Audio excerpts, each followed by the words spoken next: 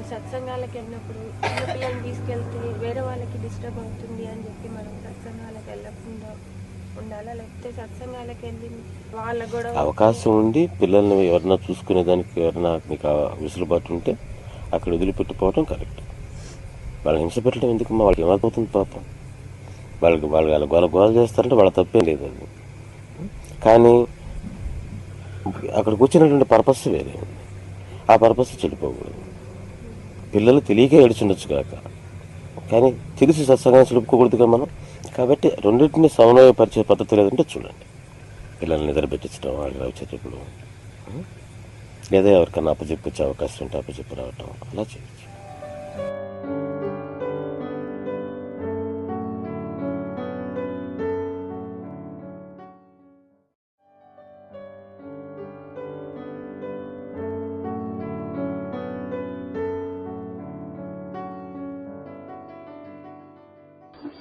పిల్లలు ఉన్నారు, సింపుల్ గా అడుగుతుంటారు అనమాట. బజార్కి పోతే నాకు హ్యాట్ కనిపించవా, నాకు ఈ డాల్ కనిపించవా అంటారు.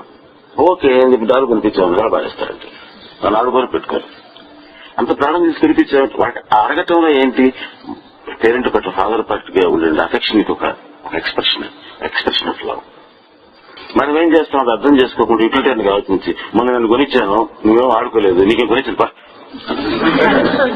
ఇది పెద్ద ఆట అయిపోయింది నీకు, ఇక్కడ అడుగుతావు వాడికి ఏం వాడుకో అక్కడ బారేస్తావు, తప్పది. ఆ అడిగితే మనం ఇవ్వటంలోనే అది ఫిల్ఫిల్ అయిపోయింది, వాడు ఆడుకోవటంలో కాదు ఉండేది. అక్కడ మనకుంది ఆ దాని యొక్క వాల్యూ, అది ఎంత ఎన్ని డాలర్స్, దాని యొక్క వాల్యూ ఏంటనే విషయం మనకి తెలుసు, పిల్లలకు తెలియదు. అది వాళ్ళకి కావాల్సినది మా ఫాదర్ని మా మమ్మీ నన్ను అడుగుతాను, మా మమ్మీ నాకు ఇస్తుంది. ఆ ఇవ్వటంలోనే వాళ్ళకి లోపల సాటిస్ఫాక్షన్. అది మనం అర్థం చేసుకున్నప్పుడు కూడా క్రితం dean how many dollars it is అంటా అన్నమాట. అవసరం లేదు వాళ్ళకి ఎన్ని డాలర్స్ తెలుసుకోవాల్సిన అవసరం లేదు. ఈ హౌ మెనీ డాలర్స్ మనం అడిగారంటే you are not a good parent. ఎందుకనంటే ఆ అడగటంలో వాడు మా నాన్న నాకు అడిగింది ఇస్తాడు అని అడగటంలో దాన్ని ఇన్ని డాలర్స్ పెట్టా మీరు కొనలేరు. ఆ ట్రస్ట్నే అలా అట్లా మనం బాబా నుండి అడుగుతుంటాం, ఆయన ఇస్తుంటాడు, మళ్ళీ అడుగుతుంటాం. అది ఇదంతా కూడా నా ప్రేమ అనే ప్రిన్సిపల్ మీద పోతుందండి. దీనికి ఏం రూల్స్ లేవు. నువ్వు ఇవి చేసినందువల్ల బాబా అది ఇస్తాడనే దానికి ఏం లేదు. మా పక్కింటాడ ఇట్లా అడిగినప్పుడు కొనిస్తే పిల్లలు పాడైపోతారు, నువ్వు ఈ వర్క్ చేస్తే నీకు ఇది కొనిస్తాను అట్లనే పెట్టాలి, నువ్వు ఇట్లా చేసి పాడు చేసేస్తున్నావు నువ్వు పిల్లల్ని అని చెప్తాను. మంచిది, బాబా కూడా అలాగే అంటారు. నీకు నువ్వు ఇలా చేస్తే నీకు ఇస్తాడు, నేను చేయనంటాడు. అప్పుడు నీకు ఎలా ఉంటుంది? నువ్వేం బాబా అయ్యా, మేమేం చేస్తే అది చేసి చేసేటట్టు నువ్వేం చేస్తా నీ పిల్లలు బాబా మాకు ఇవ్వు బాబా, మన దగ్గరకు మాత్రం అది చేస్తే ఇస్తాను. ఎక్స్పెన్సివ్ అడుగుతారు కదండి, ఏం నీకు శక్తికి మించింది అయితే కొన్ని బాగుందండి. అంటే వాళ్ళకి అప్పుడు ఎట్లా చెప్పాలండి? అది ఒకరికి రకంగా చెప్పాలి, ఒకరికి రకంగా చెప్పాలి.